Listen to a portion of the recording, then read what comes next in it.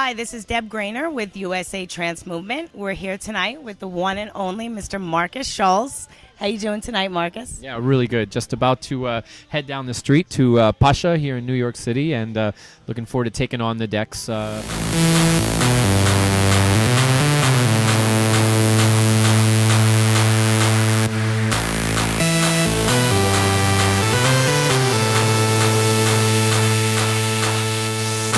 Markus, last week you celebrated the release of Los Angeles 12. Tell us a little bit about that party. Well, it was one of the most amazing parties I've ever had in my life. I played 10 and a half hours from opening to close. The night was sold out, and I didn't stop at once to go to the bathroom. Nothing. I just went. And I think that was the biggest thing. Everybody on Twitter and Facebook was like, how did you not go to the bathroom? And it was like, when your adrenaline is going and you're just into it, I didn't have to go to the bathroom at all. How was the crowd? Crazy. Amazing. Both nights, because we did 2 nights. Yeah. The first night I did a 10 and a half hour solo set, and the second night I had some guests. I had Jochen Miller, I had Arne, I had Mr. Pitt, Groovy and Osepian. We went until 6 o'clock in the morning the second night. So that's it crazy. was a tremendous weekend in Los Angeles. I wish I was there. I really do. Well, why weren't you? I was here getting ready for this tonight. Yeah, but you can fly back and forth, right? That's true. I can. So, Markus, tell us a little bit about what goes on, when you're actually preparing for an event like this. Well, I think about it as 3 different DJs, 3 different sets. Your opening set, I'll program an opening set, and then I program like my peak, my main hour set, which would be like if I was doing a 3-hour main slot set, maybe 4 hours, and then an after hours set where you're playing like rabbit hole, down the rabbit hole and classics and stuff like that. So that's the way I kind of program the night and prepare for the night. So I prepare 3 different sets. Wow. Yeah. Wow. And speaking of the album, when you're preparing an album like this, because I've heard it and I love it, phenomenal. You have amazing artists, some amazing tracks on there. What goes into selecting that? Are you looking for a specific sound, or? Yeah, for sure. And I work with each of the artists to get that sound. It's almost like you're co-producing these tracks because you're working with the artist. Trying to get the right vibe. And I think that's what's so unique about my artist or my mix compilations is it's I don't just go on Beatport, download the top 20 tracks, and then mix them together and say here's my compilation. It's like all the tracks. I'm involved with the artists and try and have a hand in making sure that the vibe is exactly what it is that I want. Now, you did comment on Facebook that you did get butterflies before you went on stage. Now, tell me something. Is that something that you get? Do you ever get used to this? Do you ever get used to going out onto the stage, or do you still get butterflies every time you go out? No, it was when I was getting ready in my hotel room is when I got the butterflies. When I got there about we did everything at about 8:30, and the doors open at 9:30. So when I got there, I got settled in. I really I felt great. That hour was perfect. It let me settle in. I played a few tracks, checked out the sound system, walked around the club. So you were confident. Once I got there, I felt fine. But getting ready, I was taking a shower, and I was like, "Oh my God, I can't believe it. What am I going to do?" That's a good feeling, though. It does. You know what? It makes you. It brings back those memories, that feeling of when I first started. It proves that no matter how many times you do this, how many big gigs you've done, there's still that passion is still there, and that anxiety to do a great job. Right. And it's good that you do that. It's very humble of you. It's nice to hear that. It really is. I think most artists are insecure, so yeah. Well, you're only human, right?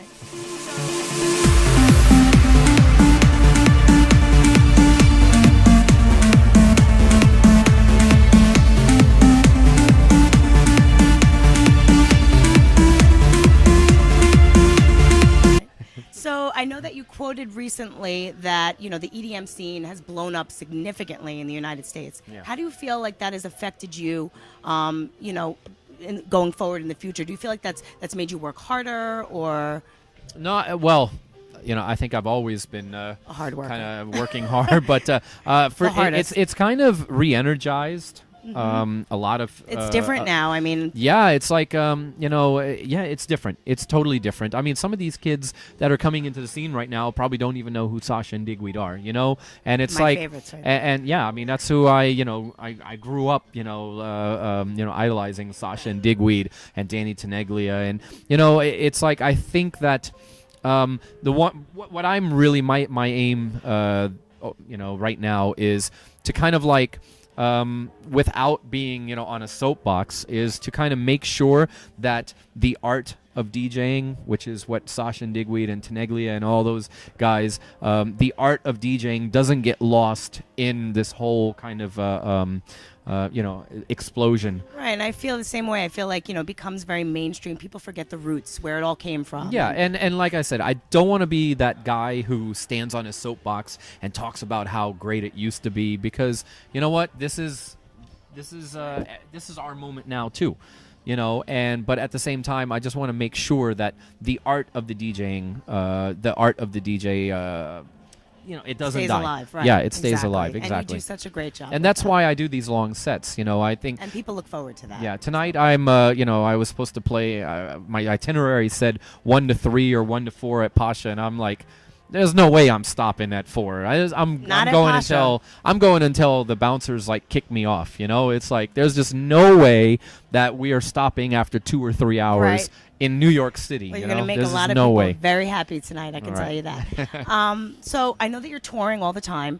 You're keeping up on Global DJ Broadcast every week, keeping up on the newest music. How do you do it? Walk me through a week with Markus Schulz. Well, I mean, it's got to be crazy busy. For me, it's like I live this. I've dedicated my life to it, The thing is, I think for me, it's natural. It's part of my routine. On Monday, I'll go into the office and just kind of get caught up. On Tuesday, I'll do some studio work on like tracks that I'm working on, and then on Wednesday is radio day. It's like I dedicate the entire day, going through all the promos, and usually it's hard to kind of to do the radio show at the office because there's so many distractions, so much going on that I'll usually go home and I've got a little office at home and I'll sit there from like 4 o'clock in the afternoon until midnight working on the radio show. And then Thursday it's usually back on the road. Or if I'm home, I'll listen to the radio show and jump in the chat room and be part of it. You're very involved in social networking. Yeah, because you know what? I think it's important to just, I love this music. I'm a fan of this music as well. So it's like, for me, it's important to be part of the scene. So, yeah, that's what I do on Thursdays and of course the weekends traveling. Wow. It sounds like you have a very busy schedule going on there. Yeah, but like I said, it's my routine. Right. So you're used to it. You're numb. Yeah. You just go with it. I just go. Maybe you're superhuman, but I don't know about that. No, but I did have to take a break this year. In January, I took almost the entire month of January off. That, though. It's went to Australia and went to an isolated island and just laid out in the sun. Nice. No music, nothing, just like recharged. And, it's like I was yearning. I was like, I was going to say, do you feel like you want to get back in? Yeah, but that's what made it so great. When I got back, it was like I was excited and anxious to get into the studio.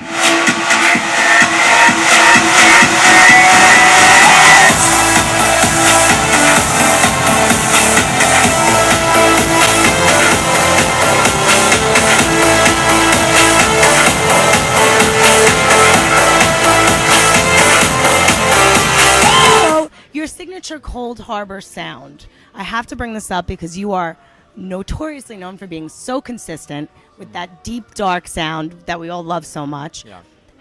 When you go to different areas and you experience different types of crowds, do you feel that sometimes you have to kind of go away from that sound a little bit, or do you really just you play off the crowd? I'm assuming. No, like in some places you do play a little bit more mainstream. Like in Las Vegas, for example, I'll play a little bit more mainstream in Las Vegas at the beginning. Right. Like the first first hour, you kind of like maybe 2 instrumentals, 1 vocal, or 1 instrumental and 1 vocal alternating, and then as the night goes on, you slip in more instrumentals, and then after 2 hours. You're in because you've got the crowd's trust. But but that's also it makes it fun. it's not like it's a challenge to kind of read the crowd, try and figure out what it is that the vibe is. But and that's what makes Las Vegas kind of fun for me, because it's a bit of a challenge. Right. But for the most part, it's like I have my library, and then I'll read the crowd and play from that library. I have an idea of what I'm gonna play, but my set's not scripted. Right. Maybe the intro and the first you know few what songs flows in with other things, for sure. and I mean, it's like I know what two or three songs fit together well. What about when you first started DJing? If you go way back, did you feel like you had to kind of have your set together before? When I first started, that it was hit or miss. Right. I would just go there, no preparation at all, and just kind of read the crowd. Probably put a better show on that way. Yeah, but it was also a little messy. Right. So there were some nights where it was like magic, and then there were other nights where it was like, and maybe at the beginning I was a little inconsistent. I think maybe now I'm more consistent. You definitely are. But at the same time, the crowd expects to hear Rotunda. The crowd expects to hear Digital Madness. The crowd expects to hear Sleepwalkers and all the hits. So within that, especially if it's a short set, there's not a lot of room to program. Right. So you've been to Pacha a few times before. Tell us a little bit about your past experiences at Pacha, and if you feel that maybe Pacha stands out to you more so than any other place. I'm biased, so I'll be honest with First you. of all, Pacha is New York City, That's right. and New York City is Pacha. I mean, this is an amazing city. I mean, when I think about my inspirations and growing up, I'm a huge Danny Tenaglia fan, and Pacha is Danny's home. And I grew up, when I was a kid, I used to hear stories about the Paradise Garage and Larry Levan. So New York City for me is like there's a soul in New York City that kind of stays with me. Right. But to play the same DJ booth as some of my idols, that's pretty special. That's great. And but that's what stands out for me the most is just being in that booth. And then the other cool thing is the guy who takes care of all the DJs in the DJ booth, Kevin Williams. He is like old school. I've known him for over 10 years, and it's like so there's this connection. At Pacha, that's very special to me. Let me ask you this though: U.S. crowds versus maybe crowds in Europe. Are they different? No, not at well. It's starting to split a little bit, right. Only because the U.S. scene is starting to go younger, and the crowd in Europe is maturing. But at the same time, with the internet, it's like, Digital Madness is huge in Europe and it's huge here. It's I think that maybe the crowds are different, but musically, it's everybody is up on it. Music brings everybody together. Yeah, and it doesn't matter if you're in New York City or if you're in Austin, Texas. Right. People hear this music on the internet, on Sirius, on the digital radios, and everywhere else, and it's just reaching all over. Definitely is.